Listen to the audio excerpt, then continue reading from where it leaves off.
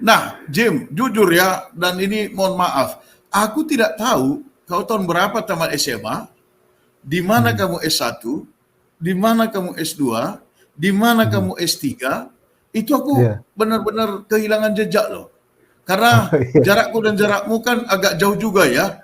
Iya, aku Kamu, waktu itu abang udah di Palembang dulu ya sekolah, terus udah sempat aku kerja di Bogor gitu. Palembang. Iya. Oke. Jadi S1-mu di mana, Jim? S1 di Jakarta bang, di Fakultas Kedokteran UI. Kamu S1 di UI. Iya betul. Waduh, itu sulit sekali tuh bisa masuk ke UI, tapi kamu bisa masuk ya. Iya, aku juga heran bisa masuk. Hmm, hmm, hmm, hmm, hmm. Itu pasti ada doa dari orang tua itu, Jim. Kayaknya. Jadi Iya, iya. Bukan kayaknya, pasti. Kau bilang pasti. begitulah. Itu Betul. pasti ada Jadi doa orang tua itu. tamat SMA sampai ujian UMPTN dulu itu bang ceritanya, Ah, kalau zaman dulunya musim Penmaru itu yang lebih semangat nemenin kan bapak sama mama. Kalau saya malah banyak tidur bang karena udah kecapean, tapi bapak sama mama memang ngikutin terus. gitu ya, gitu Iya. ya. Terus tamat dari S1 Fakultas Kedokteran UI tahun berapa kamu tamat? Tamatnya tahun 2002. Oh, 2002, 2002. Ya, Oke. ya. Lalu kamu Betul. sempat kerja? Kerja di Jakarta sekitar 3 tahun. Hmm. Terus waktu itu memang melamar langsung ngambil spesialis, tapi beberapa kali coba nggak diterima. Hmm. Lalu saya tadinya mau rencana mau ambil PTT, kebetulan waktu itu kan Ambon tuh daerah konflik ya bang. Jadi waktu itu nekat mau ambil PTT di Ambon, tapi Hmm. di tengah saya ngurus itu ada Hmm. panggilan dari dosen saya yang bilang Hmm. bahwa harus lanjut coba lagi untuk ngambil spesialis. Baru saya coba lagi, jadi PTT-nya Hmm. saya berhentiin prosesnya, terus saya ambil spesialis dan diterimanya di UGM ternyata di Hmm. Jogja, gitu. Oh, di UGM kamu ambil spesialis Ya betul, di Jogja. ya. Oke. Sebentar, sebentar. Sempat kamu ke Ambon nggak pada saat itu? Belum sempat bang. Jadi berkas sudah lengkap ambil, Oke. tapi ya itu ke ke dipanggil guru saya gitu. Ini mau kemana? Ambil, saya mau PTT Oh. aja dong. Ya udah, kamu sekolah ini ambil kesempatan lagi harus sekolah gitu. Jadi ya udah sekolah. Oh, oh begitu ya. Jadi kamu itu diingatkan oleh dosen, ya oleh Iya, dosen. Ya itu ya pasti karena dia appreciate dan bahkan 1, 2, 3 poin itu dia kagum sama kamu kan? ya. Ya. Mudah-mudahan sih nampaknya mungkin ya. Heeh. Lalu kau ambil S2 itu langsung Iya. itu spesialis neurologi. Ya kebetulan kalau di Jogja itu dulu programnya double degree, jadi sekaligus dapat gelar S2 dan spesialisnya. Jadi 4 tahun Oh, masa oke. studi dapat Hmm. 2 gelar itu Berapa bang. tahun? Sorry, Jim. Berapa 4 tahun, tahun? kalau Empat spesialisnya 4 tahun, tahun. oke. Ya. Hmm. Dapat 2 gelar. Nah, Hmm. Master Science dan spesialisnya. Gitu. Oh gitu. Jadi MSc sama SPN-mu itu sama pada saat itu ya. Iya, Pada saat yang betul. bersamaan didapat dari Iya. UGM karena memberikan dual degree tadi ya.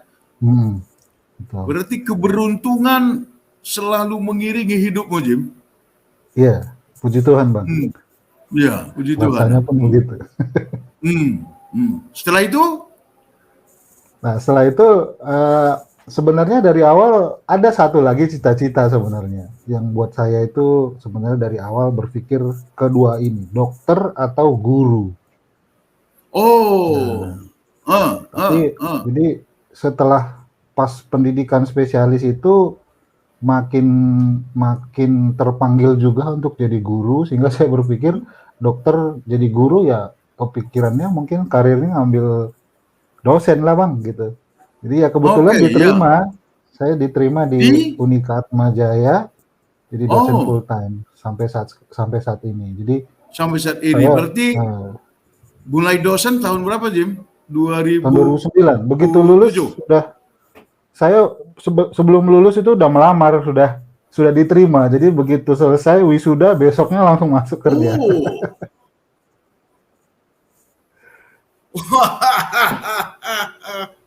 Bagus banget nih, bagus banget. Mulus sekali ya. Mulus sekali, Iya, seolah-olah semua dipermudah ya. Seolah-olah semua iya betul. dipermudah. Apa yang kamu lalui itu. Lalu Mm. berapa tahun kamu jadi dosen sehingga kamu tertarik untuk ke S3-nya? Sebenarnya nggak lama. 2009 jadi dosen, 2013 sudah dapat tugas belajar, Bang. Jadi sekitar 4 tahun sudah disuruh tugas 2013. belajar. Hmm. Betul. Hmm. Di mana 2013, kamu belajar untuk S3?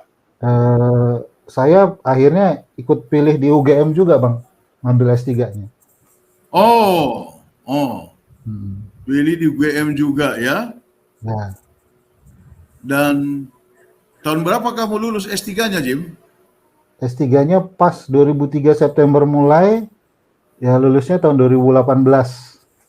Ya, 5 tahun, Bang. 5 tahun ya. Terseok-seok sih.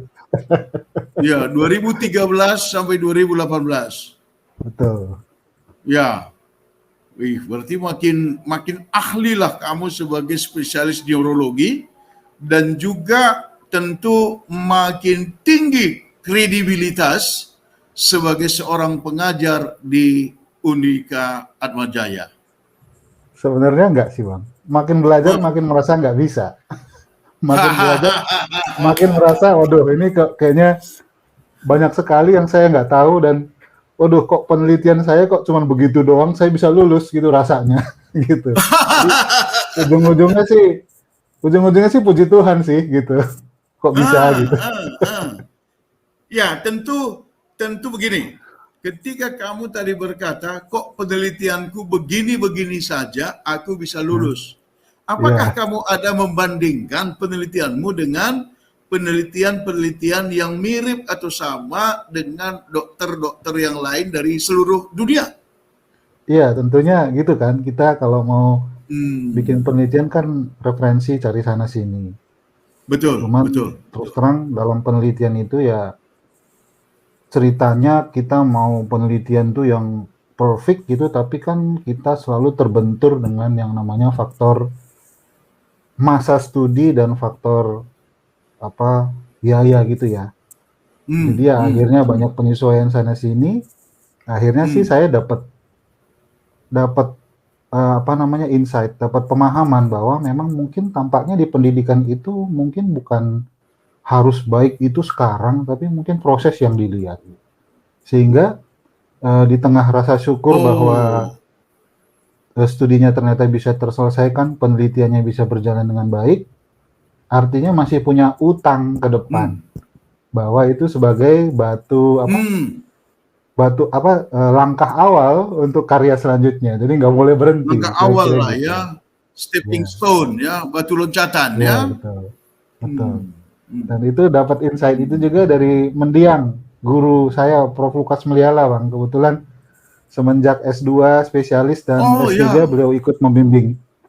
Beliau salah satu pembimbing saya gitu. oh, oh, iya iya karena dia itu sangat dihormati di Jogja, Ya, profesor pertua emeritus juga dia kan, betul. iya Dan dokter. beliau itu orangnya sedemikian. Jadi orang mungkin berpikir, waduh sesama orang Karo, Prof. Lukas sama Dr. Jimmy gitu ya. Tapi Hmm, selama saya dibimbing oleh beliau, saya selalu merasa bahwa beliau selalu menerapkan standar tertinggi.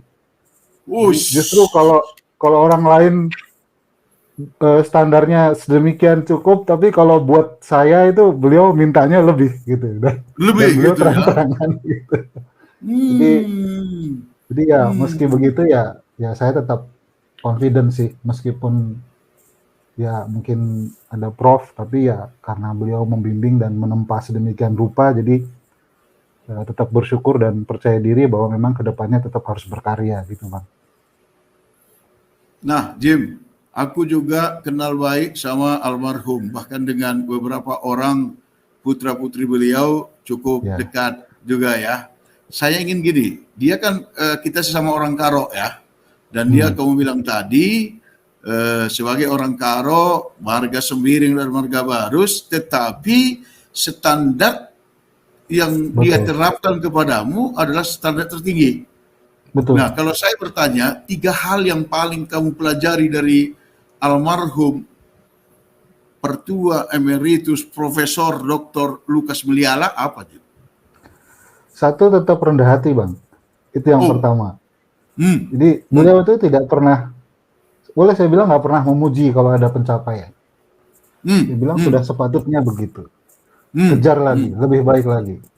Tetapi mungkin sama orang dia membanggakan gitu ya. Tapi di depan kayaknya begitu. Tapi Satu kepada itu. kamu selalu ditantang untuk lagi lebih baik Ya, gitu ya. betul. Oke, satu Yang rendah kedua, hati, terus? Yang kedua jujur. Oh, Ini jujur. jujur, Jadi, kejujuran, integrity. Betul. Jadi ya apa namanya? Yang membuat orang itu berharga bukan kedudukan, bukan uang, bukan pangkat menurut beliau, tapi Persis kejujuran sekali, dan Jim. integritas. Nah, gitu. Lalu yang ketiga konsistensi. Jadi satu pesan beliau, maju ke depan tuh akan selalu ada hambatan sih, apa namanya, tantangan pasti selalu ada. Tapi satu juga yang membuat orang tuh mungkin terlihat kualitasnya adalah kalau tantangan tuh ada, banyak yang mungkin pindah jalur atau berhenti malah atau menyerah, tapi beliau selalu pesan bahwa apapun yang terjadi ya konsisten, tetap maju. Meskipun harus muter, tapi yang penting mengarah ke tujuan. Maju. Tiga hal itu yang beliau selalu tekankan. Makanya standarnya tuh selalu tinggi. Bagus banget itu, Jim. Bagus banget itu. Jadi kerendahan hatian, kejujuran, dan konsistensi untuk terus maju. Betul. Jadi kalau begitu, kalau kamu menjadikan beliau itu adalah sebagai, katakanlah sebagai contohmu, teladanmu, dosenmu, pembimbingmu, gurumu, pertanyaan saya, apakah kamu juga bertekad suatu saat untuk menjadi profesor? Nah, itu dia. Karena perjuangan ke sana itu betul-betul berat, Bang. Ya. Cuman kalau dibilang mau ya tentu dosen memang perkembangannya ke sana. Jadi bukan cuman hanya mau harusnya, tetapi memang kita itu berjuang untuk mencapai perjalanan karirnya memang puncaknya itu. Meskipun dalam hati saya mengakui melihat juga perjuangan Prof dan senior-senior saya itu berat sekali. Jadi itu pun sama. Jadi saya sih tidak pasang target ke sana, cuman ya namanya sebagai akademisi ya kita ikut ketentuan dan kita kerjakan yang menjadi tujuan, karena kan terlihat tadi kan sebenarnya tujuan saya sebenarnya cita-cita dua tuh, dokter dan guru, dan Tuhan sudah kasih gitu, Bang. Dua-duanya jadi dokter sudah kan? jadi guru juga. Iya, betul. Jadi untuk sampai ke guru besar sebenarnya tidak terlalu sampai ke sana pemikirannya, karena sebenarnya sudah merasa bersyukur. Jadi jalankan saja, cuman kalaupun memang Tuhan kasih ya puji Tuhan, gitu, Bang. Ya, setahu gini, Jim. Kalau Tuhan itu pasti kasih. Ya kan? Dia pasti akan kasih. Tapi kembali lagi, seberapa berjuang kita untuk itu. Kan itu kan? Seberapa berjuang kita untuk itu. Ya, kalau saya lihat, kamu masih banyak sekali peluang untuk sampai ke situ, Jim. Kalau saya lihat kalau saya lihat, kenapa saya katakan demikian? Usia masih sangat muda, udah 43, 44 ada umurmu? 45, Bang. Berapa? Oh, 45 ya. 45. Ini kan masih panjang sekali. Iya, masih panjang sekali. Kemudian ruang lingkup dari pengalamanmu kan sudah ke overseas lah ya, ke mancanegara. Kamu seminar itu ya mungkin dalam 1 tahun itu berapa kali kamu ikuti, dan kebanyakan di luar negeri kalau perkiraanku, ya kan? Ya, panjangan di luar negeri. Nah, kamu tertarik menulis, meneliti, mengajar, ataupun menghadapi pasien itu, yang mana yang paling tinggi, Jim? Saya lebih ke mengajar sebenarnya. Jadi orang Oh, kadang-kadang orang-orang kadang melihatnya, waduh ini gimana? Karena saya selalu di mana-mana ngakunya pekerjaan apa? Pekerjaan dosen. Dosen di oh, mana? begitu. Di Atma Jaya, fakultas mana? Kedokteran. Oh, berarti dokter. Iya, dokter kerja sampingan. Keren lah, keren, keren. Jadi kamu ini pengajar yang kerja sampingannya sebagai dokter spesialis. Iya, dari sana. Wah, luar biasa ini, luar biasa sekali nih. Ini baru aku bertemu dengan orang seperti kamu, Jim. Ya, ini baru betul nih, Iya. jujur nih. Meskipun kita bertetangga, ya masa kecilmu dan masa kecilku kamu udah lihat, tapi baru aku tahu hatimu itu sebenarnya adalah berbagi, berbagi apa namanya ya, berbagi ilmu, berbagi keterampilan, berbagi pengalaman, berbagi insight dengan para mahasiswamu, dengan orang lain, sehingga Iya. tadi kamu berkata bahwa dosen fakultas Iya. apa? Kedokteran. Apakah Bapak seorang dokter? Ya, saya seorang dokter. Dan itulah pekerjaan sampingan saya. Dokter, Iya. dokter Jimmy F. Barus, MSc, SPN, spesialis neurologi. Wow, luar biasa. Dan tadi Jim gini, aku ingin dari Siki Simalem, dari rumah kita itu, Iya. adalah yang bergelar profesor. Dan itu nampaknya yang paling dekat ke arah sana adalah kamu, ya, Wah, ya. adalah kamu. Iya. Sebenarnya kenapa ya? Kenapa kamu suka ngajar ya? Iya, dari dulu sih Bang, kan main-main sekolah-sekolahan dulu waktu masih kecil juga ya. Saya menikmati. Cuman Oh, eh ya tahu apa oh, kalau dari segi neurologi mungkin ceritanya itu ya, sarafnya itu melihat keduanya ini dan berusaha mau menyatukan dan puji Tuhan ternyata hmm, mungkin gitu. hmm, Jadi itu yang saya jalankan. Cuman memang kalau ditanya saya hmm, lebih berat kemana, saya lebih mengarah ke ngajar. hmm. Dan kebetulan ilmu yang saya ajarkan itu kan Oh, ilmu kedokteran klinis. Jadi kalau saya nggak praktek ya sama aja bohong kan, cuman ngomong teori doang nggak bisa gitu. Jadi ya saya tetap betul, praktek, betul, betul. tapi waktu saya memang lebih banyak di kampus daripada di rumah sakit. Gitu. Hmm. Nah, apakah kamu hanya mengajar di Unika Atmajaya atau ada juga di Fakultas Kedokteran yang lain juga kamu ikut untuk mengampu beberapa mata kuliah kedokteran? Saya di Unikat Majaya aja bang, cuman satu Oh, di universitas. fokus kamu di situ ya? Ya, Fokus di situ ya? tapi itu Nah, pun ah, sudah sedemikian karena saya terlibat di 3 prodi, jadi lumayan full. Jadi udah oh nggak di tiga sanggup juga prodi. untuk iya. Apa saja itu, Jim? Jadi di kedokteran itu ada program studi sarjana kedokteran. Jadi sebelum orang jadi dokter, jadi untuk Ya, level sarjananya ikut terlibat mengajar di situ. hmm, Lalu setelah selesai sarjana kedokteran, orang ngambil profesi untuk profesi dokternya. Nah, hmm, waktu saya juga banyak di situ. Awalnya mungkin hmm, lebih banyak di situ. Tapi setelah saya hmm. selesai S3, sekarang saya ditugaskan base camp-nya di program S2.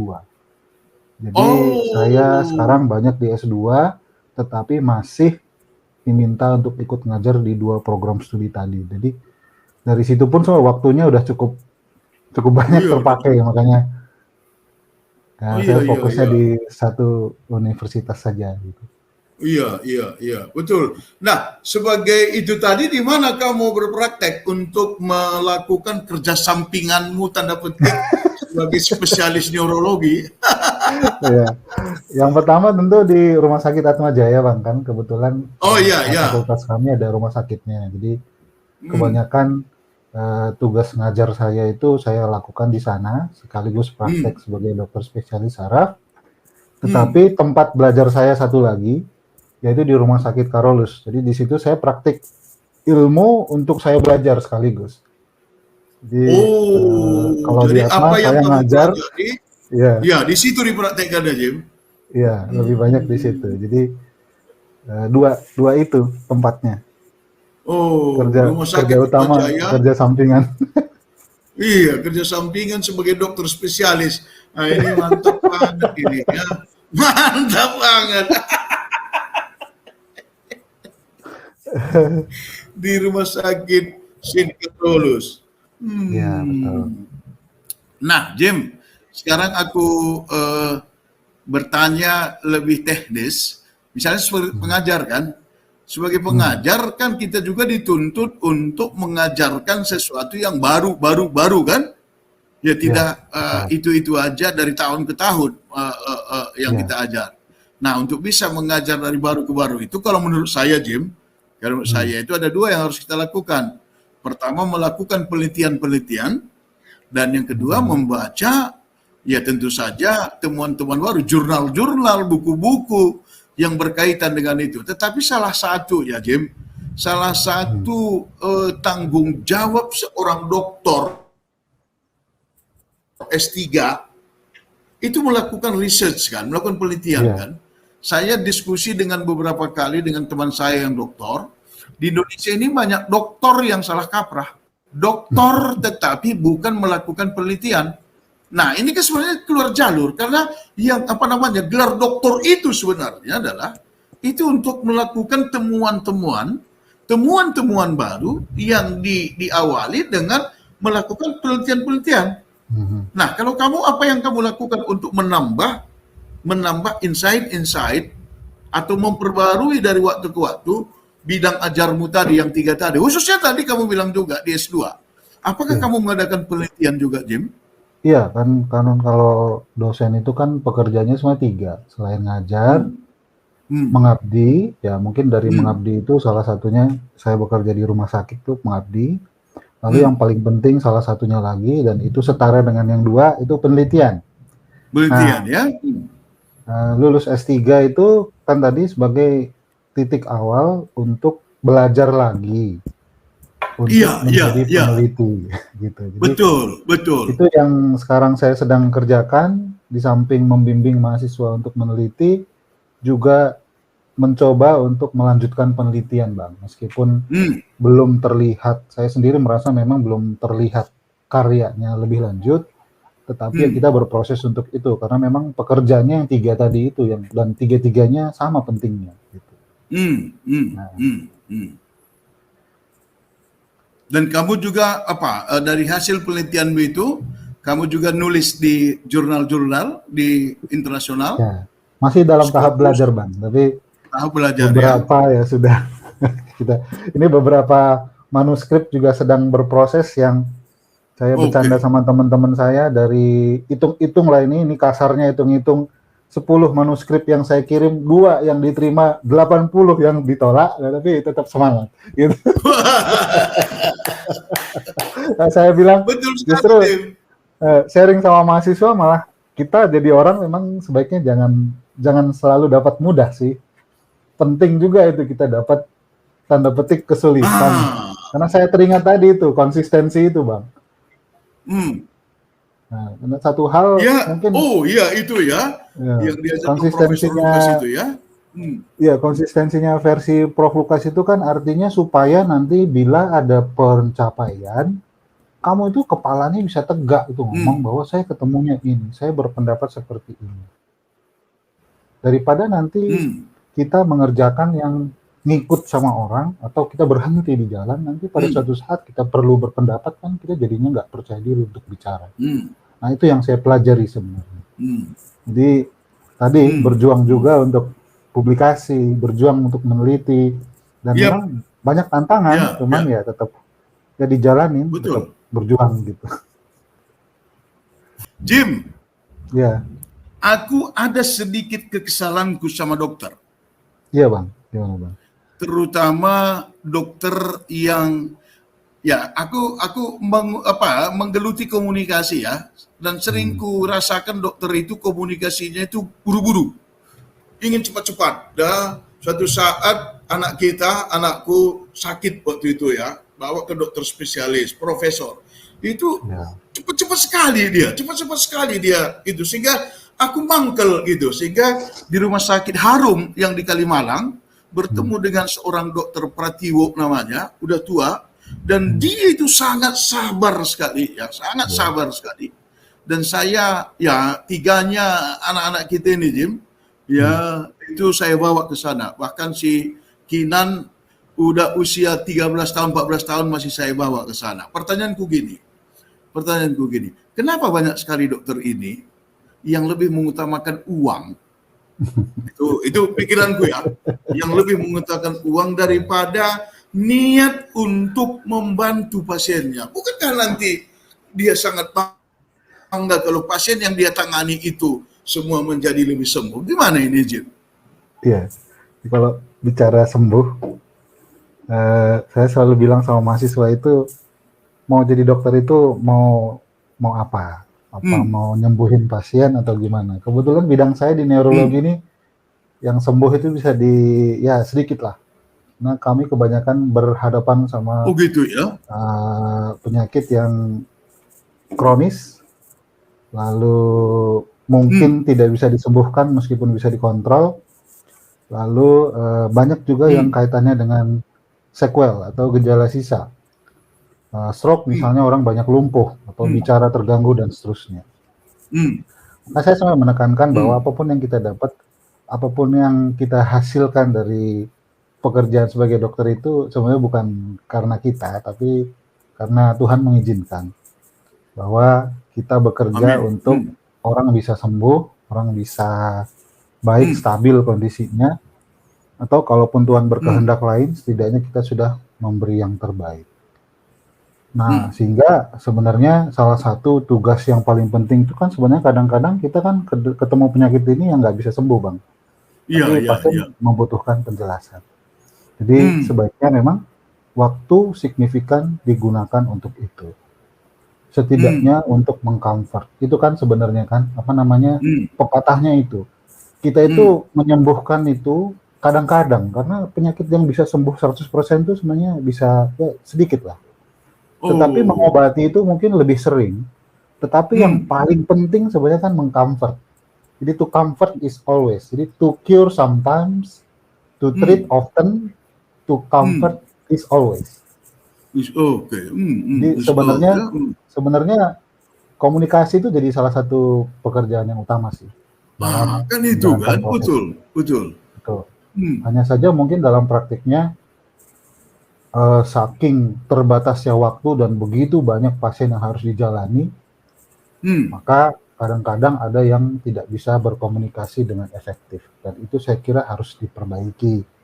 Tapi sebenarnya nggak hanya dari personal dokternya, karena kalau saya sih setuju bahwa sistem kita di Indonesia yang dokter kita masih kurang, itu saya masih setuju, dan itu mungkin salah satu yang menyebabkan. Jadi seperti saya misalnya, pasien tuh sebenarnya saya bikin kuotanya 20 gitu sekali datang, dan itu bisa sampai berapa jam gitu. Iya, betul. Jadi kamu batasi pasienmu ya. Ternyata ada yang misalnya bikin 20 per 21, padahal tadinya udah sangat ketemu, jadi kasihan. Maka akhirnya kita ya udahlah nambah. Akhirnya kan jadi saking banyaknya sehingga kadang-kadang memang komunikasi itu jadi tidak bisa maksimal. Nah, itu mungkin kelemahannya. Dan kaitannya tadi, motivasi utama sebenarnya untuk to comfort is always. Yang saya berpikir juga sebenarnya kalau sudah dijalankan itu semua, kaitannya sama uang, itu sebenarnya harusnya dia ngikut sih. Ya, jadi dokter itu saya sih tidak melihat bahwa ini sebagai profesi yang membuat orang sedemikian sehingga bisa beli kapal, sehingga bisa beli pulau, enggak. Kalau mau begitu harusnya bisnis, mungkin bisa gitu ya. Tapi hidup ya cukup tidak merepotkan, dan ya cukup lah. Itu yang mau dikejar sebenarnya kalau mau secara finansial, karena yang ditanamkan sebenarnya rasa bersyukur kita bisa membantu orang, dan setelah itu sepertinya, dan itu yang saya alami selama ini, Tuhan tuh melihat gitu dan pemeliharaannya itu nyata gitu Bang. Jadi Hmm. meskipun nggak ngoyo atau gimana ya sampai saat ini Tuhan pelihara sih. Nah itu mungkin yang perlu Hmm. dipertimbangkan juga. Cuman tadi itu ya, kalau Hmm. segi komunikasi mungkin ya tadi, memang kita dokternya masih kurang kok Bang, gitu. Jadi, nah Begitu masyarakat ya. kita ini banyak dokternya kurang sehingga sehingga itu sulit. Mungkin bisa dibayangkan ya saya poli nih jam 9 sampai jam 12 itu 3 jam. Nah, Yap, pasien di yap, luar ada yap. 30 misalnya. Jadi Hmm. saya bisa bagi waktu untuk pasien 30 dalam waktu 3 jam itu berapa lama. Nah, itu disitulah mungkin Hmm. susahnya untuk bisa komunikasi yang panjang lebar karena tadi itu load-nya itu memang tinggi sekali dan itu jadi Hmm. evaluasi sih. Maka saya juga Hmm. suka suka iseng nanya sama murid-murid saya, kamu nanti kalau udah selesai jadi dokter nih, Hmm. pengen punya pasien yang banyak atau Hmm. gimana? Gitu. Nah, mereka Hmm. mereka Iya, kan iya, iya, ikut Jim. nih, Iya, Jim. mereka kan ikut nih dalam pelayanan kita nih. Mereka bisa merasakan Hmm. bagaimana kita terima pasien pertama sampai pasien Hmm. terakhir. Sesudah itu Hmm. pegel, mau berdiri aja udah pegel, susah segala macam. Pulang Betul, malam betul, gitu ya. Nah, betul. saya nanya, mau mau jadi dokter nanti mau punya pasien banyak atau gimana? Jadi sebenarnya Hmm. isunya bukan isu kuantitas sih, isu Hmm. kualitas dan salah satunya mungkin apa namanya rasa syukurnya sih yang perlu ditinggiin ya. Karena Nah, berapapun nah. yang dikasih ya itu udah ya itulah memang udah bagiannya. Gitu. Yang Tapi penting kesadaran ini, maju. nak, Heeh. kesadaran yang kamu katakan bahwa bersyukur dan kalau kita jalankan semua prosesnya dengan komunikasi yang baik dengan pasien kita, Hmm, kebutuhan kita itu kan pasti terpenuhi. Kan ini sebuah ya, kesadaran ya. iya Nah, betul. hanya pertanyaanku di situ, Jim. Kesadaran yang ada dalam dirimu, kalau saya Iya, tidak salah, itu paling kuat ditentukan oleh interaksimu dengan bapak dan bibik dengan mama kita. Itu satu. iya. Kemudian yang kedua, perjumpaanmu dengan Profesor Lukas. Mhm. Ya, Profesor Lukas. Jadi sekarang aku bisa memahami, itulah yang membuat kamu selalu bersyukur, selalu ingin berbagi, selalu ingin Iya, membatasi, selalu ingin hidup dengan pola sederhana, kan itu yang membuat kamu. Nah, bagaimana kalau iya, seorang dokter itu lahir dari keluarga yang sangat mengutamakan uang, tidak juga iya bertemu betul. dengan dosen sekaliber Profesor Lukas, dan Nah, ditentukan juga dituntut oleh pola hidup hedonisme yang begitu iya, maraknya sekarang. Akhirnya, iya, akhirnya dokter dengan rumah sakit pun, nah ini satu topik diskusi kita nanti, Tim. Rumah sakit pun akhirnya diswastanisasi apa semuanya itu mhm, hanya untuk faktor-faktor finansialnya.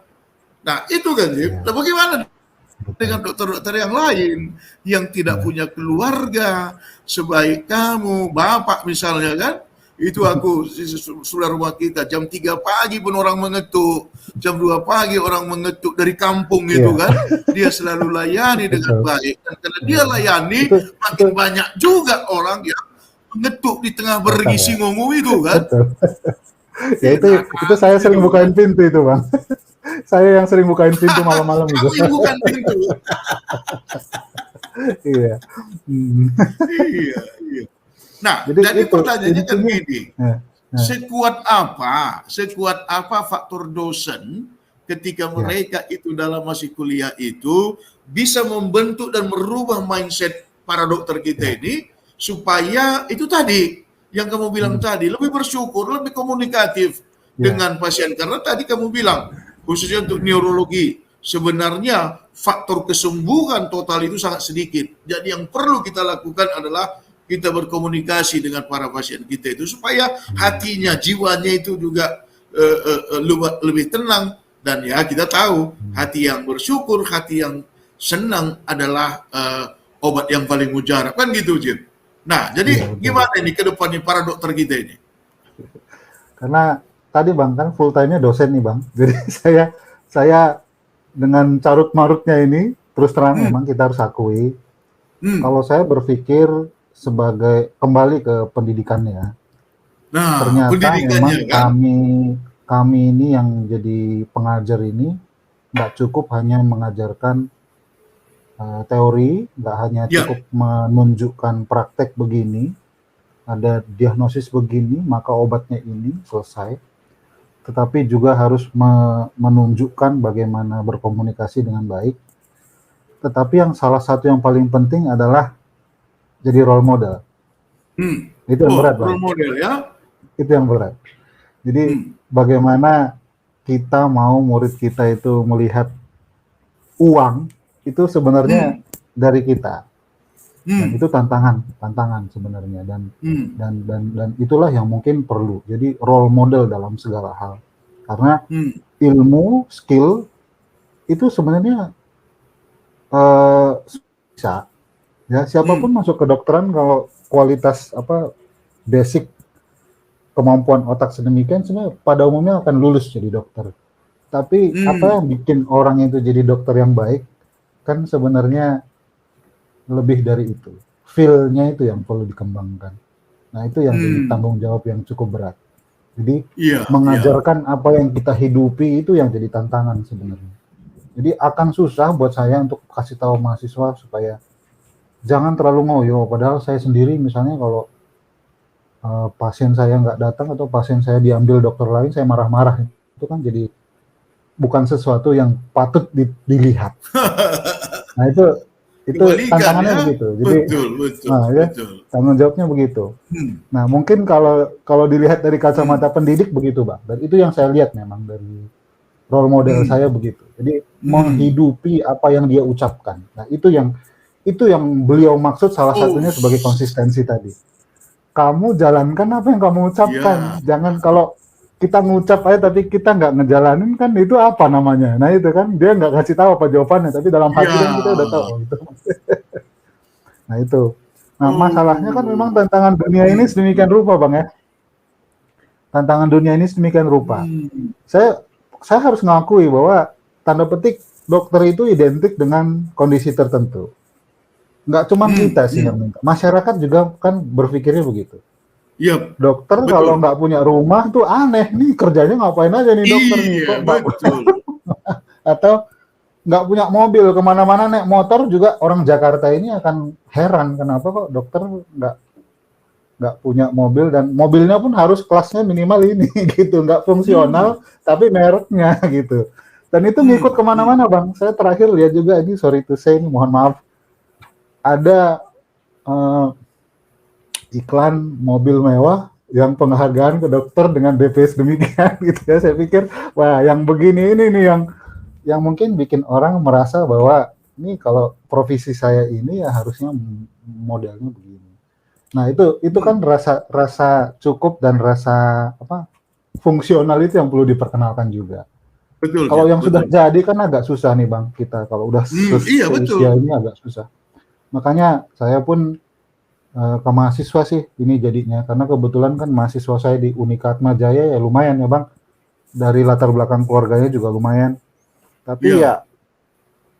ya salah satunya ya untuk menunjukkan bahwa kita bersyukur dengan apa yang kita dapatkan dan bangga dengan apa yang kita punya sih gitu Betul, ya betul, jadi betul. selalu ya ini HP ngapain kamu punya HP iPhone padahal sorry ngomongin merek tapi kalau ada HP bikinan negara timur dengan kaliber yang sama, harganya miring. Yang penting kan untuk nelpon, untuk WA-an Itu bisa. fungsinya kan Ya, bisa ya, Jim, ya. betul.